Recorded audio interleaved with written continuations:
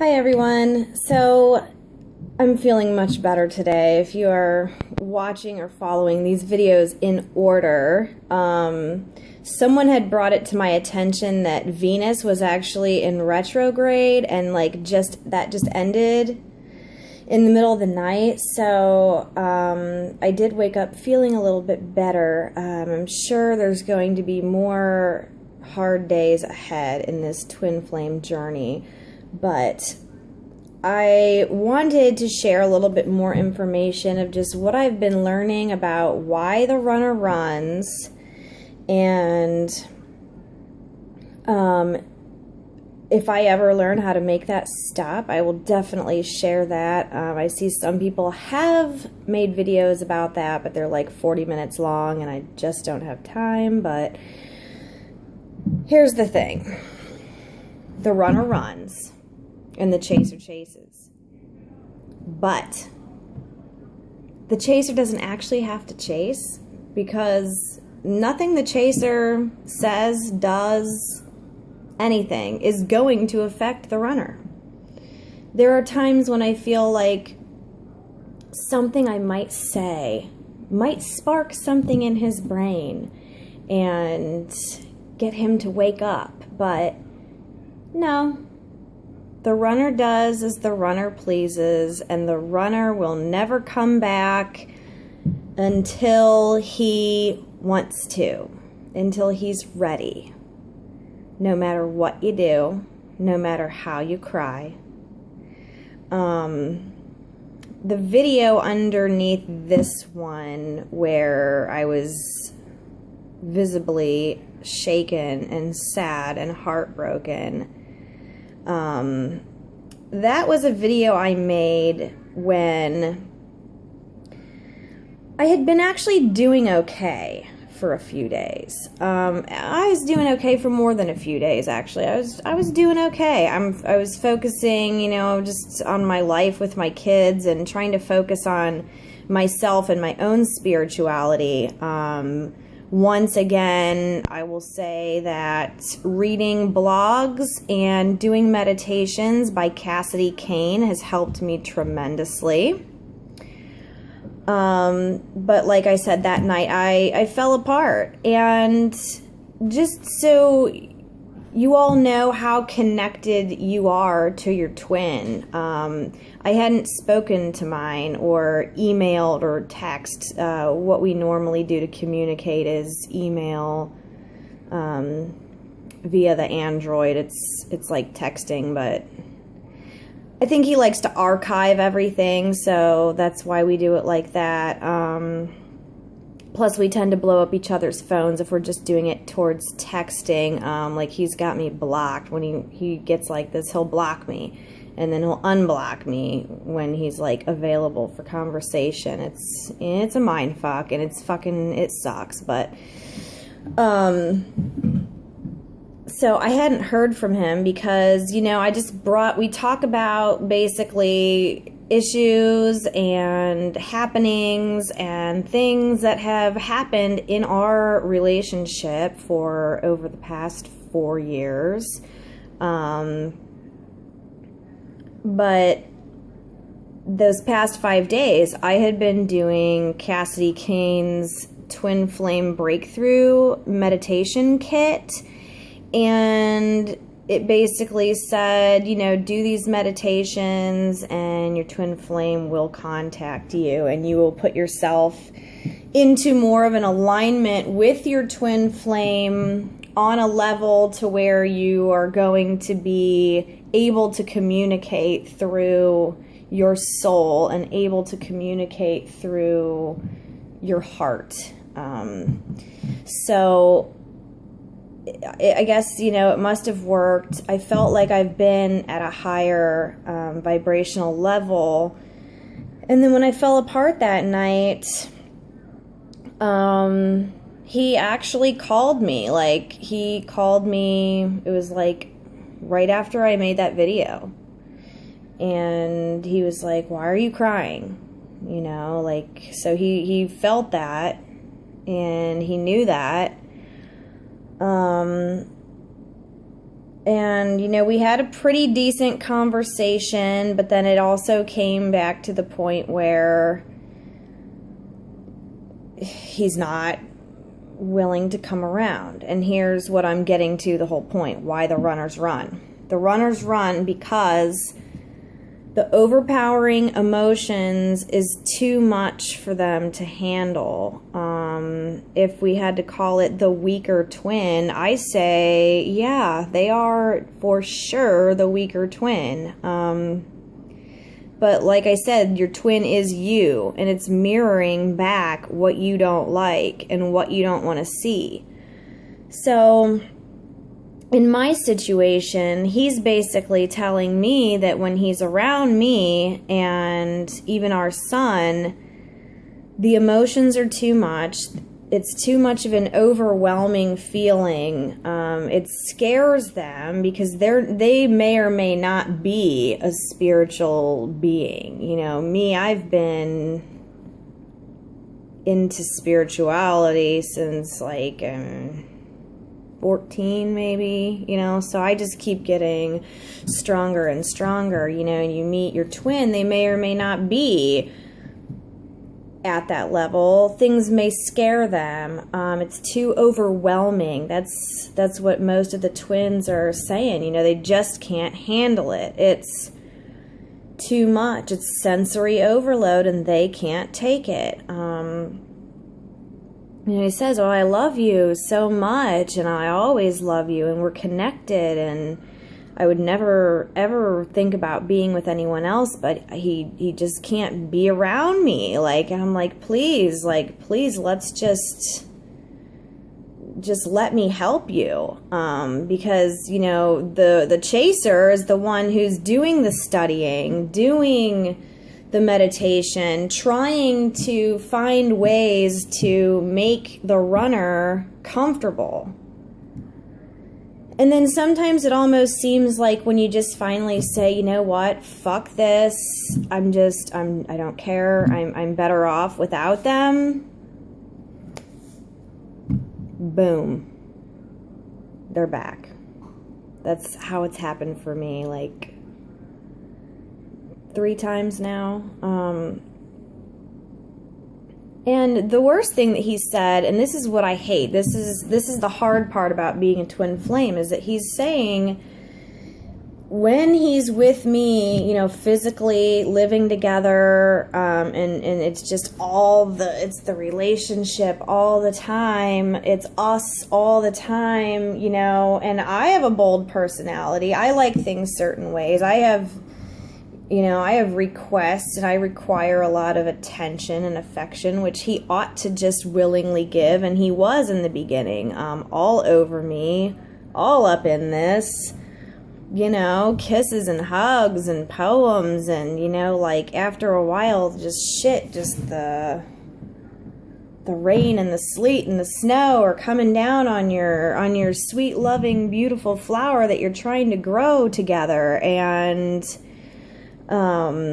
so it just goes through dark periods, but it's never destroyed, and it's always there. So if you can keep that in your mind, they're always there. They're always with you. And whether or not they can be around physically all the time, yeah, it fucking hurts like a motherfucker.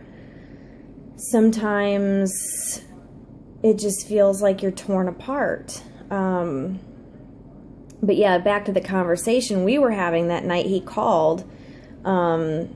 You know, he's telling me to being in this, you know, in it like that, it causes him pain. But I try to explain to him being without him causes me pain. I mean, when he's around, it's like it's fine. Like, I'm totally fine. I mean, even twin flames have the same kind of dumb shit that any couple would argue about. Or, oh, take out the trash now. Oh, I don't want to do it now. We'll just fucking do it, you know? Like, things like that. But that's all, like, dumb stuff. That's all dumb stuff that, like, you don't throw a relationship of love away over dumb shit. That shit anybody can work on. That shit anybody can work on in counseling, or just trying to just keep it in your head. Just, okay, let me bite my tongue. Oh my God, shut the fuck up. Oh, these dishes need washing. Just shut up. That's anybody, any person, twin flame or not, can work on. But as you know, when you're in the twin flame relationship, I mean, you have to consider yourself lucky, because you're getting to feel things that most people don't, either way. But like I said, it's a blessing and a curse. And it is what it is. Like, you know, if you're chosen, then that's how it is. I would never, ever, ever, like, and it's not even that it's something about him. Like, it's not like I can't, it's not, I wouldn't even say that I necessarily like him, like who he is or anything. I mean, I do, but I mean, it's not him that's special, and it's not me that's special. Like, it's us together that is special. Like, we can't like just duplicate how we feel if we were to ever bring in other people. Like, that's not what it is. It's us. So it's been really hard. Today has not been going so well on the relationship aspect, but me working on myself has been going very well today. It's a quiet day. My baby's taking a nap. I got to work out a little bit, still trying to lose the baby weight. Been eating healthy. I went and got a new piercing, if you guys noticed that. Just been emailing with him, and I'm like, can you please come over? Can you please spend some time with us? And he's like, well, I have to work today, tonight, early tomorrow, and Monday. And I'm like, well, how about in between some of these? Like, can't you just come over at night or in the afternoon or something? And he's like, well, I have to go 2 hours away to build a fence. And I'm like, you know, fuck your fucking fence. Like, I haven't seen him now in like 2 months, you know, and he hasn't seen the baby, and it's like, the baby's so freaking cute. I refuse to send him pictures of the baby, and I don't send him pictures of the baby because I want him to come and see us in person. Sometimes I send him pictures of me, but I really haven't done it in a while because it kind of backfired on me. Because I sent him some hot pictures, and I was hoping that it would lure him over here to see me in person, but instead I just got a reply a half hour later, oh, thank you for sending those, blah, blah, blah. Okay, that's not the intention I was going for. I wanted you to come get it in person, but, you know, it's not happening. I just want to get my hands on him. And I've told him this. I said, let me balance your chakras. Let me do this meditate. Like, I want to do this meditation together, because it's great when one person does it. But if you can get your twin in the same room with you, and do it together, I feel like it would just be really beneficial. So, you know, never give up. Never give up. Trying to just say, it is what it is. It will happen when it's supposed to happen.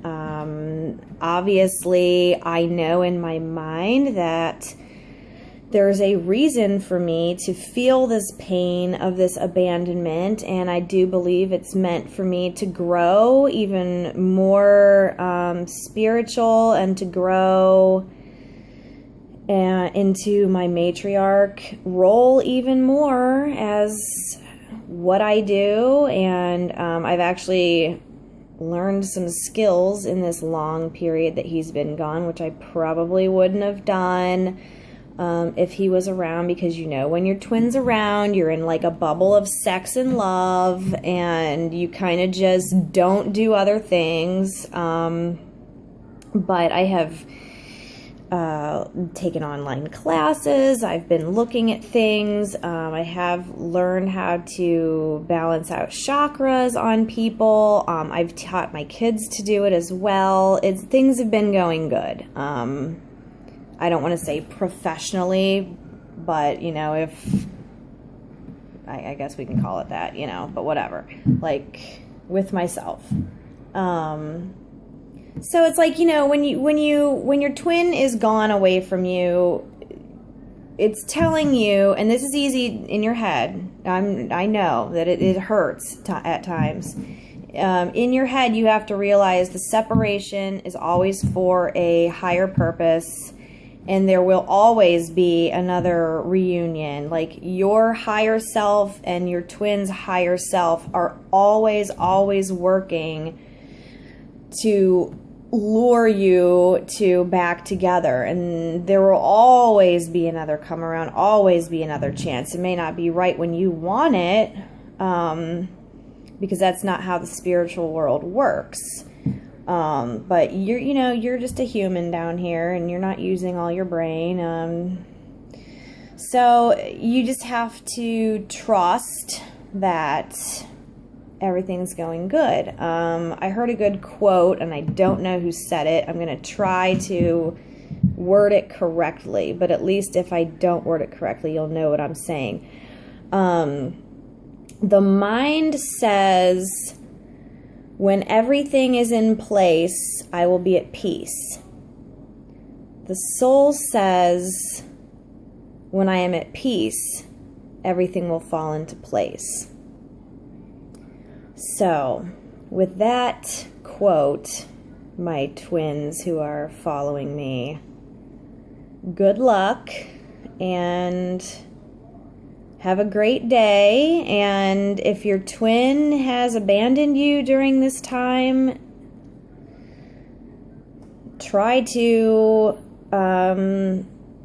work on yourself.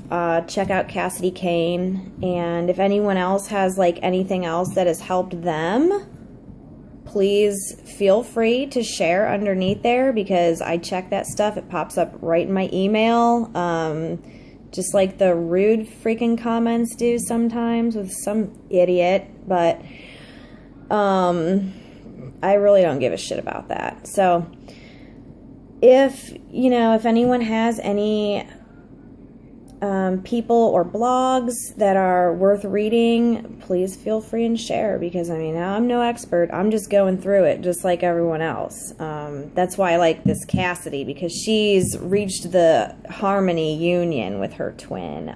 She's been through all this separation. She's been through all this shit. So she's just trying to help the other twins. Apparently there's 144,000, just getting random information from places. So runners are going to have to come back sometime, So, okay, well, everyone have a good weekend, and still hoping my twin will come see me. Miss him like motherfucking hell, but it's okay, because I have myself, and I have my kids, and I have my health, and so that's good. All right, guys, peace out.